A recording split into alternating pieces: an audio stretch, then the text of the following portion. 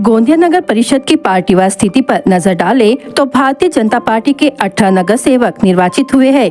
वहीं कांग्रेस के 14, राष्ट्रवादी कांग्रेस अजित पवार गुट के 5, शिवसेना ठाकरे गुट के 2, बहुजन समाज पार्टी के 2 और 3 निर्दलीय नगर सेवक चुने गए। वार्ड क्रमांक 8 से बहुजन समाज पार्टी के 2 नगर सेवक चुने जाने के बावजूद उन्हें गोंदिया नगर परिषद की किसी भी समिति में सदस्य नहीं बनाया गया। इसे लेकर बसपा नगर सेवक स्नेहा गटपायले और सुनील भरने ने गोंदिया विधानसभा क्षेत्र के विधायक विनोद अग्रवाल और पूर्व विधायक गोपाल दास अग्रवाल पर गंभीर आरोप लगाए हैं। बसपा नगर सेवकों का कहना है कि गोंदिया नगर परिषद को घर से चलाया जा रहा है और जब जनता ने उन्हें चुनकर भेजा है तो वार्ड क्रमांक 8 का विकास कैसे होगा, यह बड़ा सवाल है। गोंदिया नगर परिषद में आज सभापति पदों के चुनाव संपन्न हुए। सार्वजनिक बांधकाम समिति के सभापति के रूप में भाजपा समर्थित उम्मीदवार पिंटू माने, पानी पुरोठा समिति के सभापति के रूप में भाजपा के कैलाश यादव, महिला एवं बाल कल्याण समिति के सभापति के रूप में भाजपा की शिखा सोनपुरे, नगर रचना समिति के सभापति के रूप में राष्ट्रवादी कांग्रेस की निर्मला मिश्रा और शिक्षा समिति के सभापति के रूप में राष्ट्रवादी कांग्रेस के अनुज जायसवाल निर्वाचित हुए हैं। वही स्थानीय समिति के सदस्यों के रूप में कांग्रेस के सुनील भालेराव, भाजपा के शिव शर्मा और राष्ट्रवादी कांग्रेस अजित पवार गुट की नीति राय का चयन किया गया। कांग्रेस के सचिन शेंडे जनता द्वारा सीधे निर्वाचित नगर अध्यक्ष है, जबकि भाजपा के संतोष पटले निर्विरोध नगर उपाध्यक्ष बने। हालांकि बहुजन समाज पार्टी के 2 नगर सेवक चुने जाने के बावजूद उन्हें किसी भी समिति में स्थान न मिलने से नाराजगी खुलकर सामने आई है। बसपा नगर सेवकों ने विधायक विनोद अग्रवाल और पूर्व विधायक गोपाल दास अग्रवाल पर ताशेरे ओढ़ते हुए आरोप लगाए हैं। अब यह देखना अहम होगा कि आगे भी क्या बहुजन समाज पार्टी को नगर परिषद की सत्ता और निर्णय प्रक्रिया से दूर रखा जाता है या नहीं। आज नगर परिषद में विषय समितियों की सभा थी और आज का हमारा जो मुद्दा है कि जो विषय समितियां होती है तो उसमें जितने भी पार्षद हैं, चाहे किसी भी पक्ष से चुन के आए, उन लोगों को प्रतिनिधि वहाँ पर बनाना चाहिए, यानी सब्जेक्ट समिति में लेना चाहिए।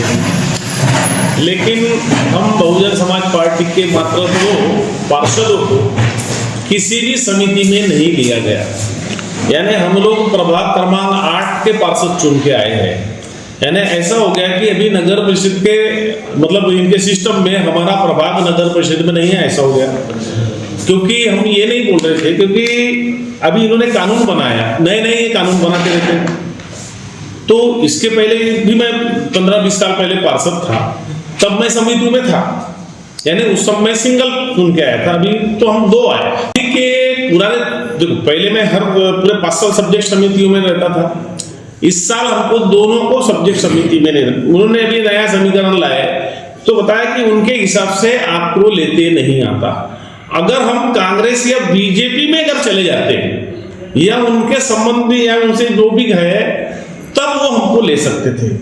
यानी मुझे ये नहीं समझ में आया कि ये कौन होते हैं हमको उसमें सब्जेक्ट समिति में रखने वाले, कि भाई भारत का संविधान ये बोलता है कि जिसकी जितनी संख्या भारी उसकी उतनी भागीदारी। तो ये कानून बनाने वाले कौन होते हैं? अभी हमारी ये मांग है, हमारी ये है, हम मेरे आपके लोगों के माध्यम से हम शहर की जनता और जो भी हमारी आवाज सुनिए बताना चाहते हैं कि भैया क्या तीसरी पार्टी इस देश में नहीं रह सकती? यानी हम 2 पार्टी के सम्मिलित हो जाएंगे, उनके पीछे लोग बन जाएंगे तो आप हमको मौका देंगे। आप होते कौन है हमको मौका देने वाले? भाई हम ये बोल रहे हैं कि हमारे संख्या के हिसाब से आपको वो प्रतिनिधित्व देना था भाई सब्जेक्ट कमिटियों में। नहीं, हमने कोई डिमांड नहीं की। हमको जो है बीजेपी कांग्रेस दोनों तरफ से ऑफर थे, सभी टाइप के ऑफर थे। हमने कहा कि भैया हमको जनता ने चुन के दिया है जनता के काम करने के लिए, तो हमने जो, क्योंकि हमारा जो वोटर भी है वो बीजेपी को पसंद नहीं करता। ये जो इन्होंने जो सिस्टम बनाई ये गलत है। हमारा वो सिस्टम पे हमारा वार है कि भाई हमारी जो संख्या है तो संख्या के आधार पे हमको प्रतिनिधित्व मिलना था। तो हम आपके माध्यम से इस शहर की जनता को ये बताना चाहते हैं कि हमारे साथ अन्याय हुआ है। पहले ये जो घटना हुई है, ये 30 तारीख की आज की घटना, और इससे पहले जो बैठक हुई वो घटना, इस घटना में और उस दोनों मीटिंग में एक फ़र्क ये हुआ, पिछले दफ़ा कांग्रेस ने और भाजपा ने दोनों ने क्या कर लिया, दोनों ने ये कह दिया कि भाई आप हमको काम करने दो, हम तुमको काम करने देंगे, और ऐसा कह के उन्होंने नगराध्यक्ष चुना हुआ था, और उपाध्यक्ष उन्होंने वहाँ से चुन लिया आपसी समझौता करके। उसके बाद हमने ये सवाल उठाया कि भाई यहाँ पर वोट क्यों नहीं हुआ, चुनाव क्यों नहीं हुआ, क्यों नहीं चुना गया, क्यों ये नहीं पूछा गया कि कितने नगराध्यक्ष के साथ कितने लोग हैं और नगर उपाध्यक्ष के साथ कितने लोग हैं।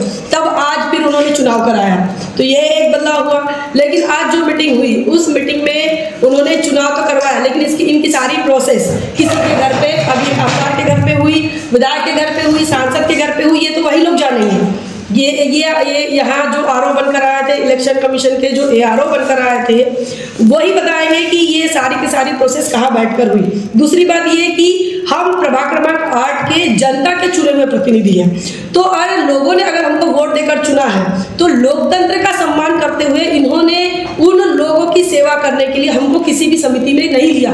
इसका मतलब यह है कि लोकतांत्रिक मूल्यों का इन्होंने वायलेशन किया है। तो सबसे पहले लोकतांत्रिक मूल्यों के वायलेशन के चलते इन पर सवाल खड़े होते हैं कि भाई आप जनता के भेजे हुए प्रतिनिधि का सम्मान नहीं करते हैं, तो आपकी आम जनता क्या है आपके लिए।